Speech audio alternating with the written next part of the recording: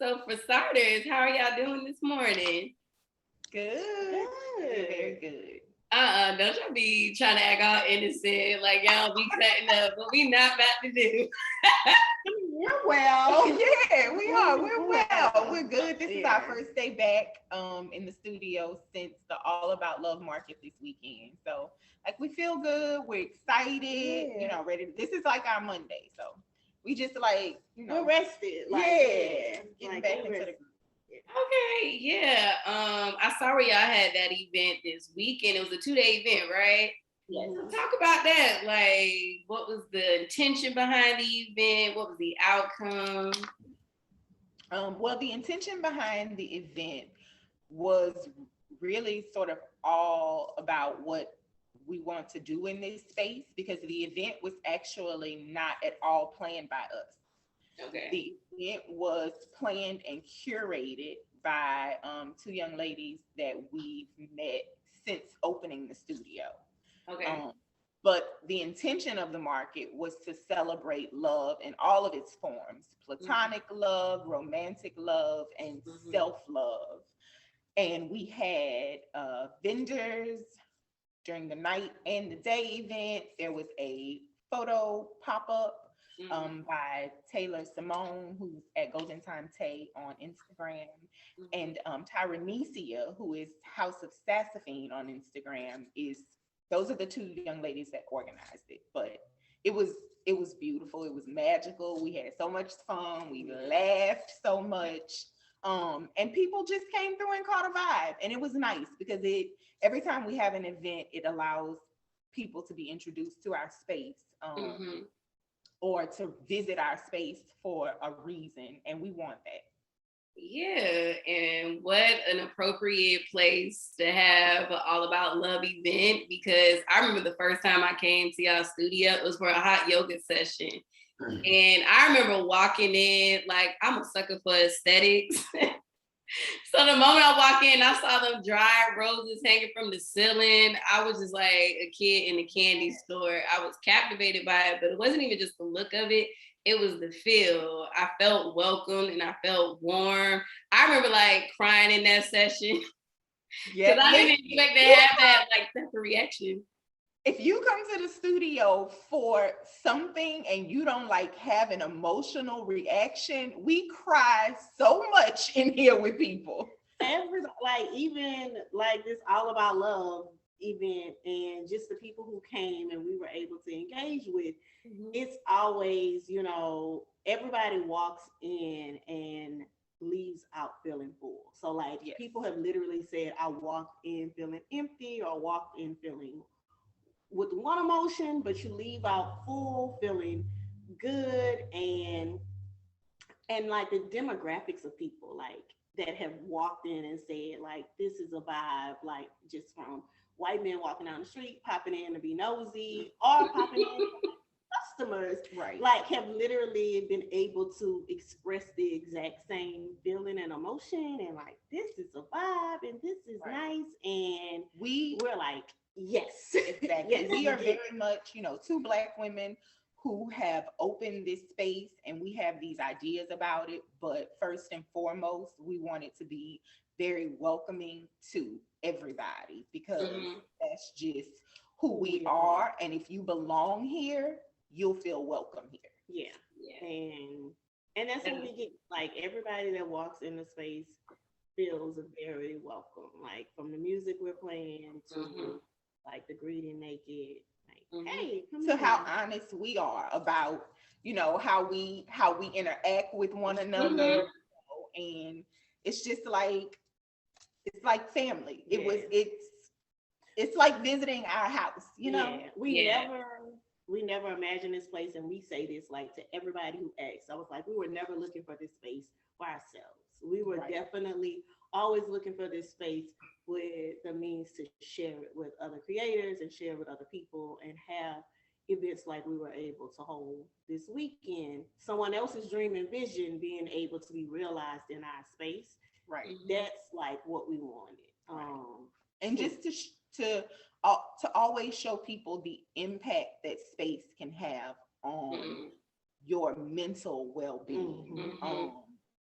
and everybody's space should be somewhat of that. And when people walk in and they're like, oh man, I wish, my house looked like this. And it's like,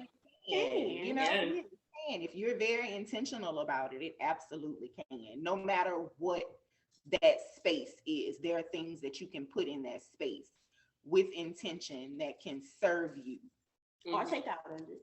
Or take out of it. This is important. Right. Someone who knows. Yes, exactly. Or take out of it. Yeah, well, I'm definitely a witness because, like I said, I remember when I first came. To be quite honest, it was I was going through one hell of a season at the time. I was technically unemployed, even though my therapist said I should be precise in my language. Since I have my own organization, I was self-employed. No money was coming through, so it was a tough time. I was like very vulnerable as a Black woman. At least for me, I feel like I associated so much of being able to produce and do for others with my identity. So to be in a position where I wasn't working, and like I said, money wasn't coming through, and I wasn't really in an independent position. Like I had to be codependent with one of my best friends who, like, me and him, we have a platonic relationship similar to y'all, so I can recognize y'all love. And I remember like coming to, like I said, that first hot yoga session, and you greeted me. I was like, oh, hey. I was all nervous. Yeah. On the bench. Yeah. I was like, I ain't got no yoga mat. You was like, it's fine. I got one. Like, it's cool. So I was like, okay, fine.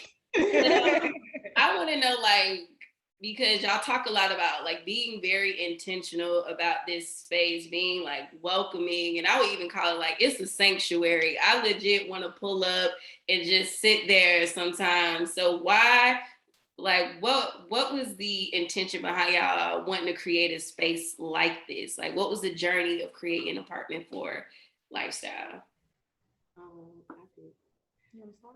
Yeah, I can start. Like this is our dream and our vision realized. And like from the very inception of Apartment for a Lifestyle, which is, and I guess we could get into it, is named after our very first apartment. Okay. Her and I had together, and we were roommates for 5 years.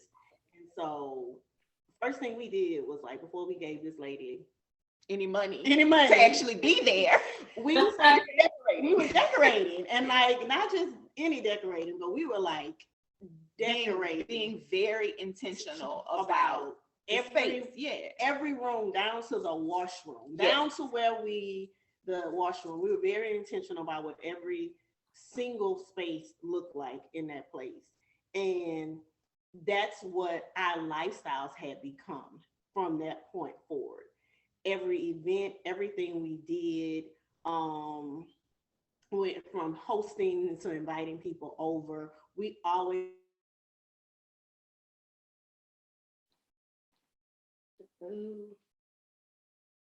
Hold on, I lost y'all sound.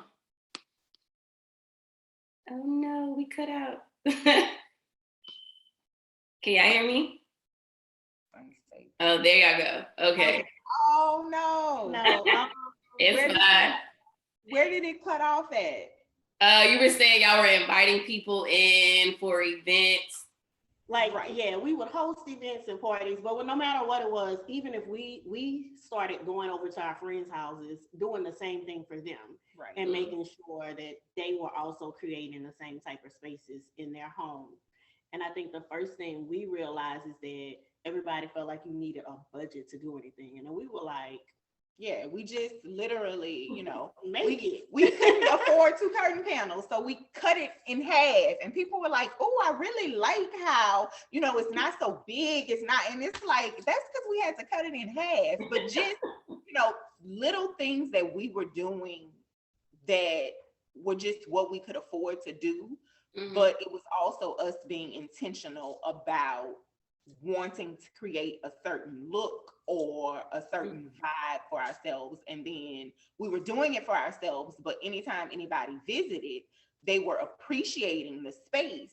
And we just sort of, that evolved into, man, wouldn't it be so great if we could like have a space where we did all these things that we love to do because we love to do them, but also be able to share it with people just like our home, you know. Yeah. So like everything in here basically is for sale. When we had an idea, we made it. Like we would just make it. We taught ourselves how to sew, and we taught ourselves how to do a lot of things like carpentry, like whatever. We saw a patio set that we liked on West Ham, so you can imagine how much that cost. And we're like, so we built one. That's fine. Right. We'll just, it's cheaper to go buy wood and a saw and a drill, and then you have it for forever. And I ain't there yet. Well, not everybody is, but just saying, there are so many little things. You can take it all the way there, or you can like just do a little something, or you know, you can call us. And that's what we realized. What felt easy for us was not easy for everybody else. And so we're like, that's also where we come into your lives. Yeah. So where does that, like, the decorative skills, like, where does that come from? Like, both of y'all have it. So how did y'all just start decorate y'all apartment? Well, yeah. As far as for me, honestly, when I think about my life in general, I think about it in stages of what the space around me looks like. As far as my childhood, I will credit my mother very heavily for this. Like when I was born, my room was strawberry shortcake. And then the next time my room changed, it was purple unicorns. And then when we really got bigger, it was black and red. And we needed black carpet. So she used Rit dye and dyed the carpet. And even though our socks was stained for like years after that, it was about the aesthetics of it. And so as I got older, I would take all of those things and like pretend and section my room off and like decorate. And it just became kind of this obsession. And I think for me, it was more on like the fashion end of things. Definitely like the clothes has always been like very important to me. And so, and my grandmother like is a seamstress and sews anything, and like my grandfather and uncle like both carpenters, and so it was just two creatives coming together.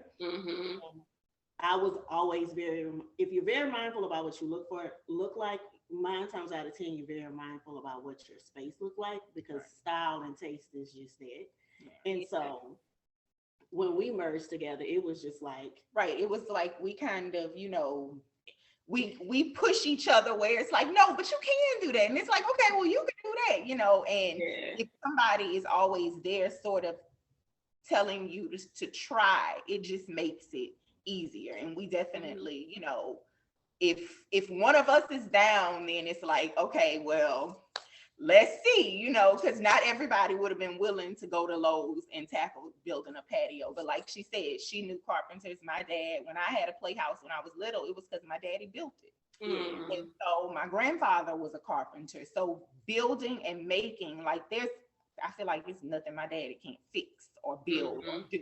And I feel like that about my uncle and so we feel like that about ourselves. So we feel like that about ourselves. It's in our genes. And like other people, if you choose to do it. But if not, we also want to fulfill the need of people to be like, okay, but how do I do it? Or what would you do? It's like, because that's also the other thing, and the beauty in this is that we get to create and make these things and share them with people, and then send them out into the world to live a whole different life, which is one of the things that excites us, you know, like making this thing and then somebody else considering it special. No, I could definitely relate to that. My mom, I remember I didn't have strawberry shortcake. My mom was one of the ones, she would paint a white dog black. So I definitely had I definitely had the Black Barbie series and Serena and Venus when they started popping. So I had all of that in my room, but I noticed, and I would definitely want to like dig deeper into this, like just in my personal studies, like particularly with Black women, I noticed like I feel like that's our sense of ownership around like decorating the house. We may not own the house. Often, like a lot of our mothers and our grandmothers were in a situation where their husbands were the breadwinners, so they were paying the bills. And I don't know about y'all, but I come from an environment that was my daddy's house, but like when it came to decorating, like that was my mom's thing. And she's a very creative person. I know I get like my creativity from her, but I know for me, like not only do I feel like it's a sense of ownership, but I do feel similar to y'all. Like it wasn't until I think like these last couple of years I became like more intentional about how I decorate my house. And because I watch too much HGTV, so I learned what rustic meant and Scandinavian, contemporary. But I was like in my last apartment, I said, okay, I want my living room to be bohemian zen. I want these colors because I want blue to represent this. I want green to represent the heart chakra and all of that. And every time people would visit, it's like, it's so calm in here. And like, I feel creative. And I'm like, yeah, that's that feng shui, you know? Because it matters. It does. Yeah, it does. It really does. And I hope that like you said, I know that the space is inclusive for everybody, but I really hope that more Black folk, particularly Black women, can really embrace and even take a page out of y'all notebook of what you're doing, because I think it is important for us to have our own sanctuaries, right? Like, right. It makes no sense that a lot of us don't have peace in our own homes and we feel like we have to retreat somewhere else. So yeah, like I said, I just love the work that y'all are doing. But so tell me, like, what I know we talked about y'all want people to feel welcome when they walk in and safe, but what story do you want your studio to tell? Like, what do you want people, like, just by looking at it, they can know like what message you're sending? Because I can see a lot of story even now looking at, y'all done changed it up since I've been in there. But yeah, just like what story do you want your studio to tell? You can go with that. Y'all are too cute. Well, I mean, honestly, it's not even about the story that the studio itself tells. It's about the story of like when you come in here, all of these things combined. Like I said, I think the pieces tell the story. Because we have pieces in here that are handmade in Ghana. And then we also have things in here that are handmade by artists right here in New Orleans. We have things that we've made. We have pieces in here that belong to a particular family that we purchased, that, you know, we sort of, I mean, there are vintage pieces in here. So right. Those pieces going into a home, I think when we first started doing vintage, we weren't doing estate sales. So we would go into just a vintage store. But going into a home, that is so personal, because you're right. You go in and a lot of times this person has passed. There are times you go to estate sales and people are downsizing and moving. But go in and someone passed away, you're like, who was this person? Like, why did this nice lady have these 5 leather jackets? Or like, why did she need 100 pieces of crinkled glass? Like did they entertain? And so we get to bring that back. So it's like somebody purchased something and we get to say, yeah, it's just like, there's so much imagination. Like we want this place to sort of tell the story of imagination. Like, you know, even in vintage shopping, like everything has this history to it. And even if it's not vintage, it had to be made. Like it doesn't just appear out of thin air. And so I think when people walk in, their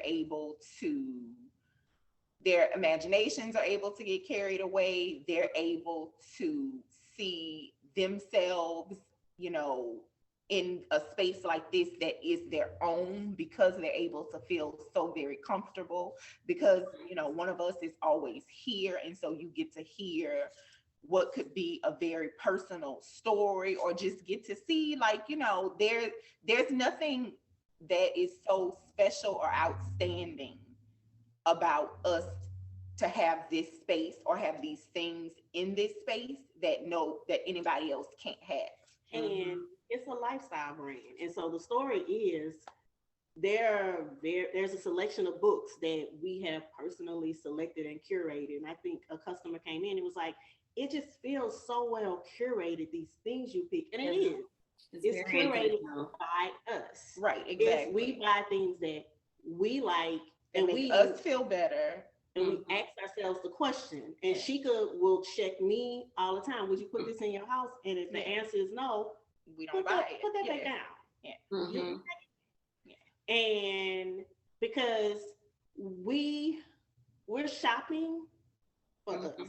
Right. And we hope you like it. Well, yeah, and just shopping with the intention of, I see the value in this thing, and somebody's gonna come into the studio and see the value in it and light up because it lit my heart.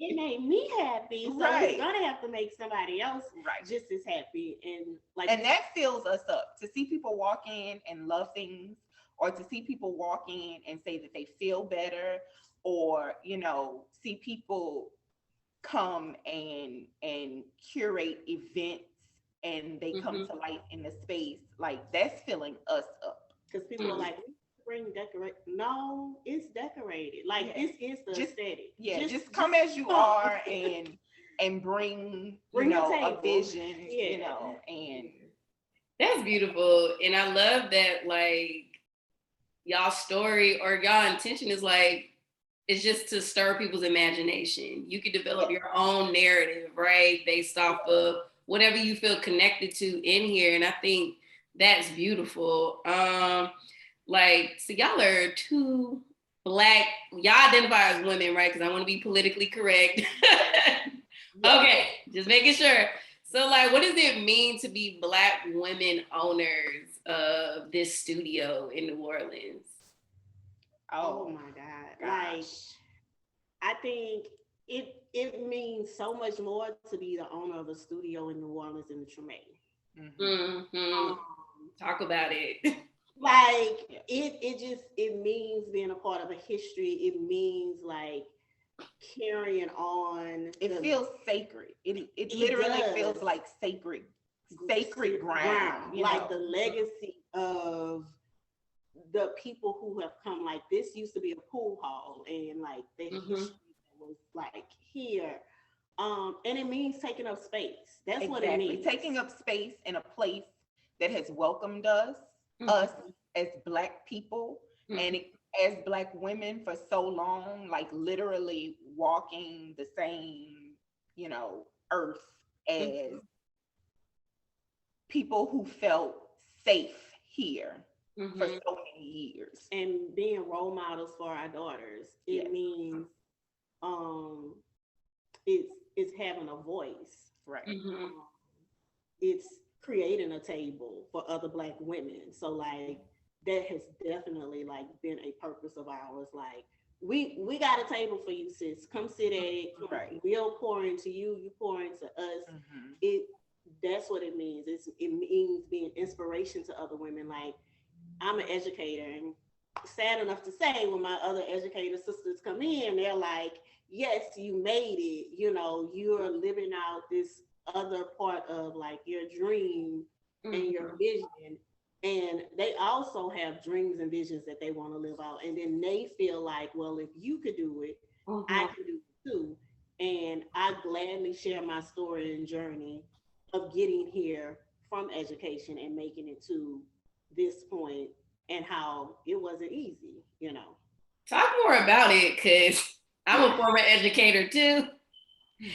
And you taught here in New Orleans? I taught here in New Orleans for like 11 years. And so it wasn't like, it's hard to say. And it's like, how much of this story should you tell? But it literally comes to the point to where like, I wasn't happy. And so like, the pandemic definitely provided space and time that she and I hadn't had previously to like really get Apartment for a Lifestyle down on paper, create the LLC, Take something that we started in 2016, just doing pop-ups, just with an online store, and like truly live it out to like its full potential.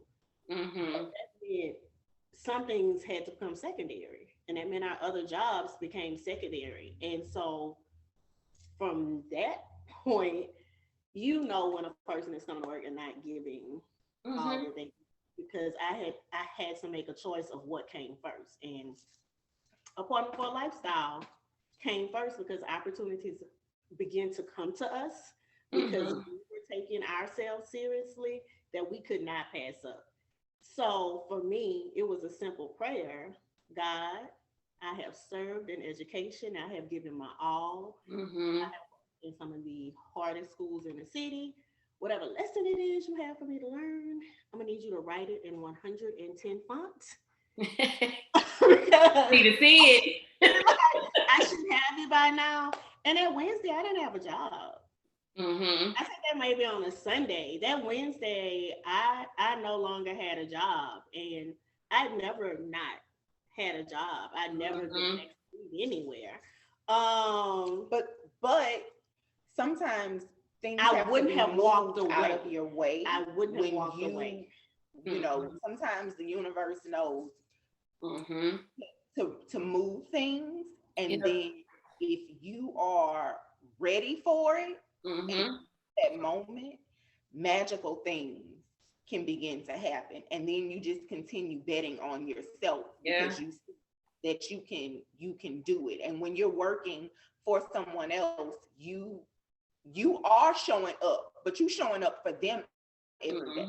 So then once you start to show up for yourself every day, and you realize, just like you reap the benefits of showing up for someone else and they gave you a paycheck, showing up for yourself and knowing your value and starting to put that out into the world, you know, you just, things start to manifest. And I mean, honestly, this time last year, what is February 15th? So February 15th last year,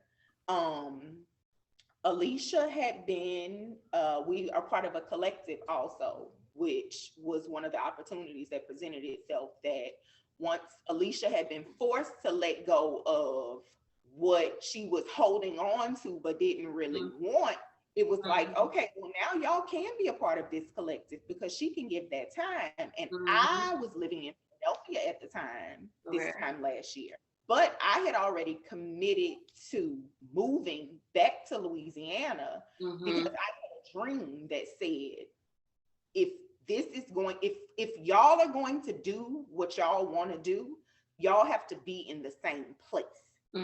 This is not, you can't build what you want to build just being online. We needed to be able to connect to people in a different way. From the vision that we had. But saying all that to say, February 15th, 2021, this was all just ideas. You know, this was, I think we had added a blog to our website, and we were talking about how excited we were because we were going to have the busiest year, but we just had no idea. And I moved back March 17th of last year. And I remember before I moved back, we were kind of like, okay, so now we're both going to be there and we're going to be trying to, you know, live out this dream, but how are we going to fill our days? Like, what are we going to be doing? You don't have a job. I don't have a job. Like, what are we doing? And just day after day after day, we showed up for ourselves, and we continued to put one foot before the other. And by the summer, we were signing a lease on this building. And this was supposed to be a truck. Yeah, we were supposed to be getting a mobile like design truck. Wow. That was our dream of what our brick and mortar would be. You know, we were like, you know, we could put up on a parking lot, we could put a rug out, we could pull a sofa out the back of the truck. Like, we just seriously, like, I believe you. Like, we were just like, we have to show people our vision for what space can be, for what our aesthetic is, you know, for how we would put things together, because we feel like people need to see it. Like we feel like we need to share it with people. Yeah. And when we walked into this building, that was it. Yeah, that was it. It was like we didn't know how Mm-hmm. to take on this type of overhead and make this type of commitment when we were thinking, oh, we're gonna rent, some little place for about $300 a month so we could have a place to cover some furniture and build some stuff and Mm-hmm. this truck, and we're gonna be on the road. Like we weren't looking for this, but we were looking for this. Gosh. And here we are. Yeah. And so many people came in after we signed the lease saying, oh, I tried to get this space. Oh, I looked at this space and it didn't work out. And it was just, it didn't even feel real. It was like, we looked at it, we said we liked it. She said, okay. We talked to. Yeah, and we were in here, and it's been go everything. Yes, it's been go everything. And we've been continuing to just show up for each other, show up for ourselves, and show up for others, because none of this matters. And this vision doesn't work unless people actually want it, which is what we thought. But, it's been proven at this point, like there's a need for this and people appreciate it. And so we're just going to keep showing up. And I find myself, I thought, oh, you transition into this new role in your life. I literally operate the same way I did in education for people. I have always been an advocate for people. I've always I try to pull people up wherever I am, lend a hand, and doing the exact same thing. She was like, who have you met today? Who's coming in today? Like, who are we speaking to? Because we will take a meeting with anybody, because even if at the end of the day, it's just words of encouragement you walk away from. There's so much value in all of those things for us, especially at this point, because we are although this has been a dream for so long, we're so new in this journey, and we're just sort of opening our hands to kind of receive, and what sticks, and what falls through. But that's just what's been working for us, Yeah. Ooh. I mean, like, there were so many moments where, like, I felt myself welling up, because everything y'all said is so beautiful. And I definitely want to, like, I'm a process out loud right now, but I want to reiterate what y'all said, because I think it's so important, particularly for, like, Black women with dreams to hear. Like, for someone who also started their own organization, you not gonna know the how. You are not gonna know the how. And I'm learning, like, often that how is out of your control. Like, whether you believe in God or the universe, like, the how is most likely out of your control. What's most important is the why and the what, and y'all why is so clear. Whether y'all had the storefront, the truck, just why you're doing what you're doing, it resonates just through the curation of the art, even just y'all presence. I'm like, oh, I know why they're doing this. Just their personality is, they want people to feel seen. They want people to feel warm and safe, and to dare to dream, to dare to imagine. And I think it's also important, y'all talked about just knowing your value. Like, I just recently watched this clip of Iyanla Vanzant that she did a couple of years ago. And she talked about the difference between, like, self-worth and self-value.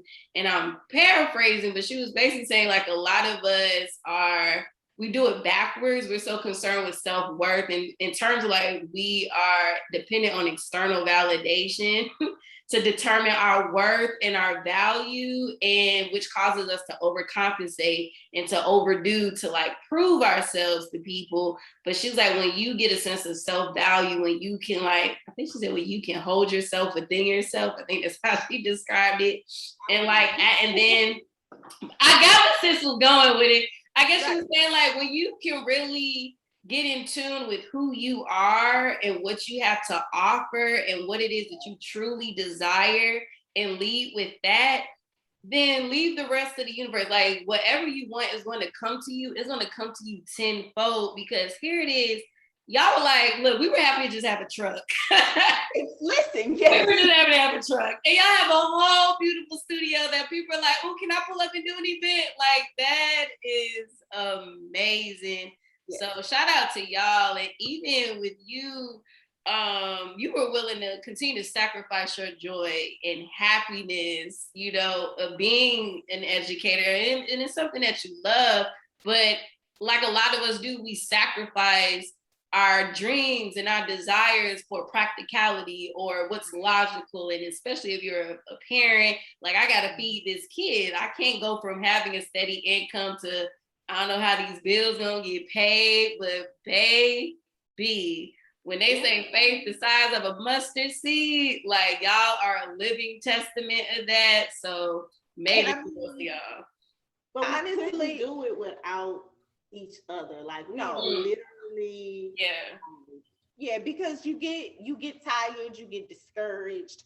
It is not easy, and it is literally showing up every day. It's having to make that decision every day. You don't get to make the decision and then it's just like, oh, okay, well, no, every day you have to continually make decisions. There are moments, you know, that you're making decisions in which you are continuing to, you know, show up for yourself. And it's like we have to show up for each other. And now that we have this studio, we feel like there are all these other women and creatives and Black folk who we gonna show up for because now we've done it. So you have to keep doing it. But it is a decision that you have to make every single day. And we told ourselves when we got the studio, we were going to give ourselves 6 months and we could swim. Because like I said, this hasn't even been a full, well, it's been a solid year for Alicia at this point. This hasn't even been a solid year of us being in the same place working on this goal. So we're just like, if we were able to do this in a year, if we just keep pouring into each other and other people and then pouring back into us, what happens next year? You know, what happens in 2 years? So it's like that just kind of keeps us going. But it just it's so interesting the way that it has manifested in like us needing each other and us needing other people and other people needing us, and just the whole community aspect of it has been beautiful to watch it unfold, because we're just watching it sort of happen with everybody else. Like, we have this vision, but to actually see it playing out, we're watching along with y'all, you know? Yeah, and I think that's also another thing to lift up.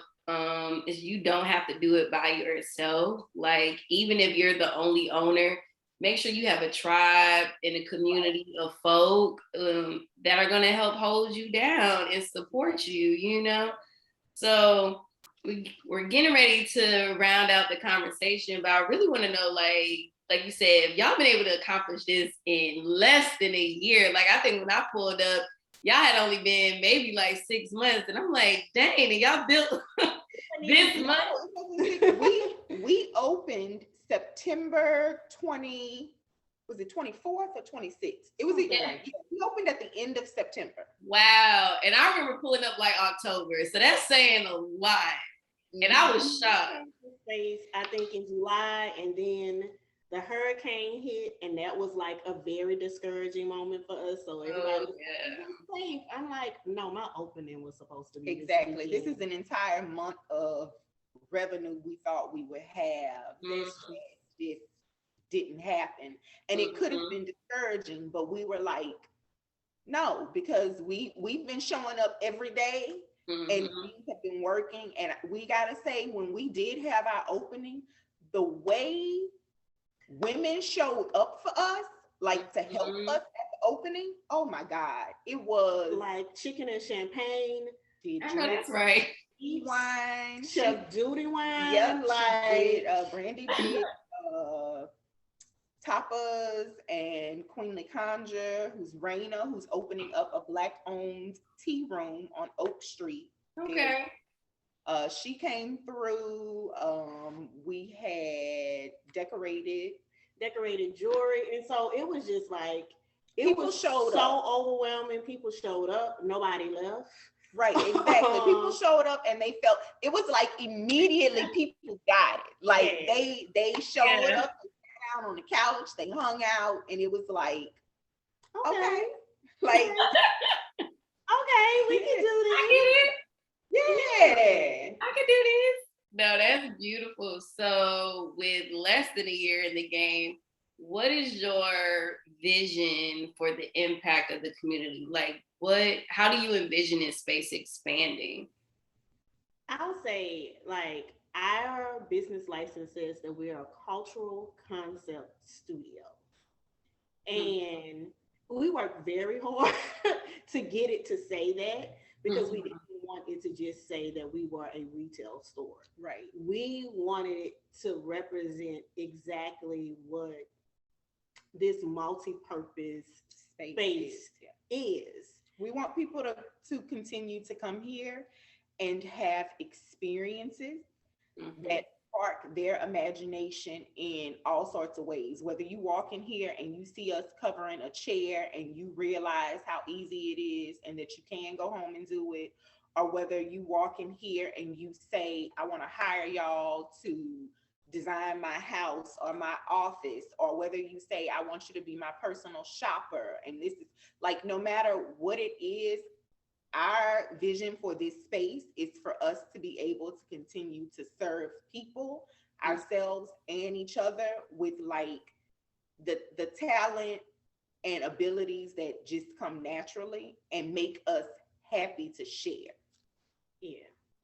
Awesome. Well, thank y'all. So I always ask this question in all my interviews. So I named Blackbird Initiative. Blackbird is inspired by Nina Simone's song, Blackbird, in which, you know, if you're familiar with it, is a very sad song, and her basically saying, like, why dare to dream when it's just so much stacked against us to be able to achieve our dreams. But I wanted to like flip the narrative and say, no, like, we should dare to dream and our liberation is necessary. So I know that like y'all are definitely pillars in the community and y'all do a lot for us, but I want to know, like, why personally, individually, why do you believe like your liberation, your happiness that you now have, Alicia, why is it so important for you to have? So that's my last question. Like, why do you want to fly Blackbird?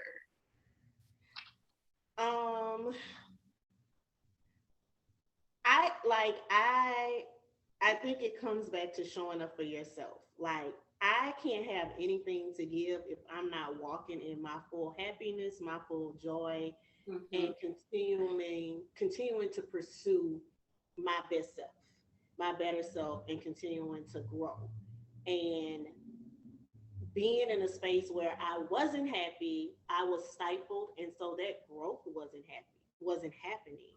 And so we are put here there is a journey and there is a purpose, and this is a part of me living it out. And every time I'm doing something towards that purpose, some joy and happiness is continuously sparked inside of me. And like, that's it. Like, we all deserve that. Like, we should not be just going it with emotions. Like, we should not. Like, no, life isn't easy. It has its challenges, but by no means should we just be going about life and just going with emotions.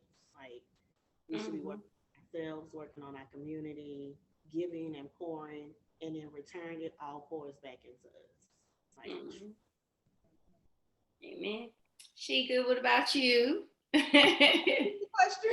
Yeah, I was like, did I answer the question? No, you did. Look, there's no right or wrong answer. It's just like, why is your liberation necessary? Like, I get it collectively why like our liberation is necessary, but to your point, Alicia, like, hell, y'all can't be pillars for the community. Y'all can't pour into others if you're not pouring into yourself. So, like, for you, like, what does that mean for you to pour into yourself and why that is so necessary? But like I said, there's no right or wrong answer.